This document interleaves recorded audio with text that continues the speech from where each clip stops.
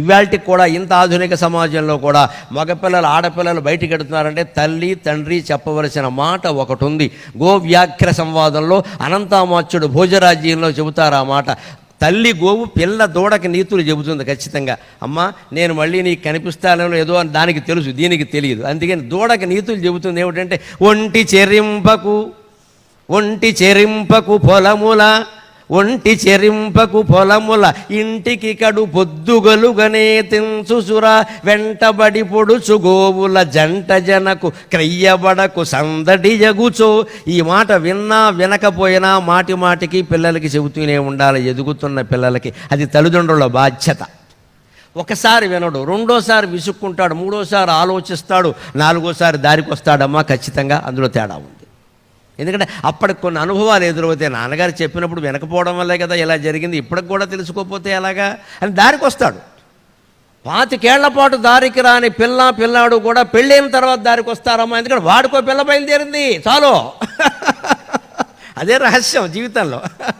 వాడికో పిల్లాడో బయలుదేరారు, వాళ్ళకి 4 ఏళ్ళు 5 ఏళ్ళు వస్తున్నాయి. వాళ్ళు అంతవరకు బాగానే ఉంటారు. అక్కడి నుంచి నెమ్మదిగా నేను విన్నాం అన్న మొదలెడతారు. అప్పుడు తెలుస్తారు తల్లి తండ్రి. మాతృదేవో భవ పితృదేవో భవ మొదలెడతారు. ఇక్కడ డైనింగ్ టేబుల్ దగ్గర కూర్చొని అమ్మని నాన్నే పొగడమే పని. ఎందుకంటే పిల్లలు ఎదురవుతున్నారు ఇక్కడ, వాళ్ళు మొట్టుకెళ్ళేస్తున్నారు. ఇక్కడ 50 ఏళ్ళు దాటినా ఏ మొగాడినైనా మీరు గమనించండి, వాళ్ళ అమ్మని నాన్నే పొగుడుతాడు. అప్పటికే బయటికి వెళ్ళిపోయారు, ఇంక సేవ చేయక్కల్లా వెళ్ళిపోయారుగా. వీడికి 50 అంటే వాళ్ళకి 70 80 దాటిపోయారు. సర్వీస్ బాధ్యత లేదు. పిల్లల దగ్గర పిల్లలు ఉన్నారు అక్కడ. ఎందుకని మా అమ్మే మా నాన్నే బతుకుండగా ఎలా చూశాడో తెలియదు వాళ్ళని.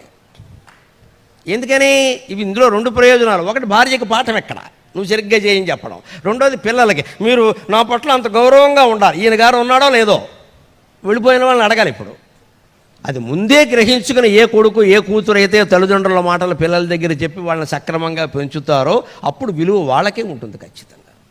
అందుకని పిల్లలకి, ఎదుగుతున్న పిల్లలకి బయటికి ఎడుతుంటే చెప్పాల్సింది ఏమిటంటే, ఒంటి చెరింపకు పొలములు ఆవు దూడకి చెప్పింది, మనుషులు చెప్పకపోతే ఎలాగండి? ఎక్కడ పడితే అక్కడ నీ ఇష్టం వచ్చినట్టు ఒంటరిగా తిరక్కో. రాత్రి ఇంటికి పొద్దుగలుగా నే తెంచుచురా. ఇగో పొద్దు కొంకకుండా 8 కాకుండా ఇంటికి వచ్చేయాలి అబ్బాయి అని చెప్పాలి. అమ్మాయికి అయితే ఇంకో గంట ముందే రావాలని చెప్పాలి. నేను మహిళా మండలి వాళ్ళు గొడవ చేస్తే నేనేం చేయలేను, ఆ గంట మినహాయింపు ఉంటుంది. మనం మాట్లాడేది సత్యం, చెప్పేది ధర్మం. అనుసరించిన వాళ్ళు అదృష్టవంతులు, అనుసరింకపోతే వాళ్ళ కర్మ వాళ్ళది, నాకు అనవసరం. ఖచ్చితంగా చెప్పాలి. ఇంటికి కొడుకు పొద్దుగలుగనే తెంచుసురా. 8 కాకుండా వచ్చి వాడి కోసం అన్నం తినడం మానేసి చూస్తూ కూర్చోవాలి తల్లిదండ్రి. తల్లే కాదండి, తండ్రి కూడా. మీ నాన్నగారు వచ్చారు కానీ అన్నం తినలేదురా, నీతో పాటు తింటానంటున్నారు అని 2 సార్లు అంటే 3వ సారి బుద్ధి వస్తుందమ్మా. అంత తండ్రి, అంత సంపాదిస్తున్నాడు, అంత పేరుంది, నా కోసం అన్నం తినడం మానేసి కూర్చున్నాడు ఎక్కడ అని వాళ్ళు మార్పు వస్తుంది ఖచ్చితంగా. ఈ ప్రయత్నం మనం చేయాలి. ఇక్కడ ఒంటి చెరింపకు పొలముల రోడ్లలోనే ఇష్టం వచ్చినట్టు తిరగద్దు. ఏ నగరంలో ఏమైందండి ఇవాళ 11 దాటితే పరిస్థితులు ఎలా ఉంటున్నాయండి? మరి అటువంటిప్పుడు మన పిల్లలు బయట తిరిగితే ఏమవుతారండి? చెడిపోక. అందుకే ఈ మాట ఎప్పుడో 100 ఏళ్ల క్రితం కావ్యాల్లో చెప్పడం ఏంటి, ఇప్పుడు వర్తించడం ఏంటండి? సాహిత్యం శాశ్వతం, సర్వేశ్వరుడు శాశ్వతం, సాహిత్యం శాశ్వతం. అది ఎప్పుడు వర్తిస్తుంది? ఒంటరిగా ఊరికి. ఎందుకని ఎవడో కొట్టుకుంటారు, ఏదో గొడవ అవుతుంది, మనవాడు అక్కడ ఊరికే ఉంటాడు. ఇప్పుడు ఊరికే ఉండగా ఫోటో తీస్తాడు, దాన్ని ఫేస్బుక్లో పెట్టాలి కదా. అంతే, వీడిని బుక్ చేసేస్తారు పోలీసుల ముందు, వాళ్ళని వదిలేస్తారు, వాళ్ళు పారిపోతారు. ఎందుకంటే వాళ్ళకి నాయకులు రికమెండేషన్ చేశారు, మన వాడికి ఎవడూ చేయరా, వీడిని మూసేస్తారు. నువ్వెందుకున్నావు అక్కడ, నీకేం పని అంటాడంతే. వీడు అక్కడ బెదిరిపోయి ఏదో మాట్లాడతాడు, ఫోన్ సహా మొత్తం లాగేస్తారు. ఇక్కడ అది చెప్పాలి.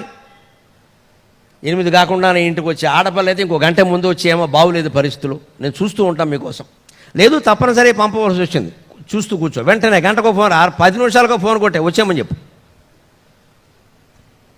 వెంటపడి పొడుచు గోవుల జంట జనకు. కొన్ని గోవులు ఎలా ఉంటాయంటే దూడకు చెబుతోంది, కొన్ని గోవులు కావాలనే పొడుచుకుంటూ ఉంటాయేమో, కొమ్ములతో పొడుచుకుంటూ ఉంటాయి. అటువంటి చోట్ల ఉండకే. సరిగ్గా మీరు రోడ్ల మీద చూడండి, కొందరు కొట్టుకోవడమే పని కుర్రాళ్ళకి.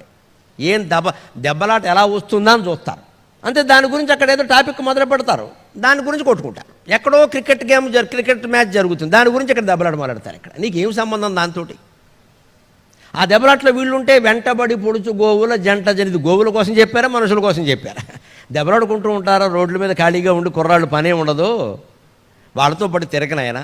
క్రయ్యబడకు సందడి ఎగుచో. ఎక్కడైనా కొంత ఎక్కువ మంది జనం చేరారనుకో, అందులో నువ్వు జారక. ఎందుకంటే తోపులాటలు, తొక్కిసలాటలు జరుగుతాయి. తొక్కిసలాటల్లో మరణించిన వాళ్ళు ఎంతమంది లేరండి? అందుకే ఈ నీతులు పిల్లలకి చెప్పవలసిందే ఖచ్చితంగా.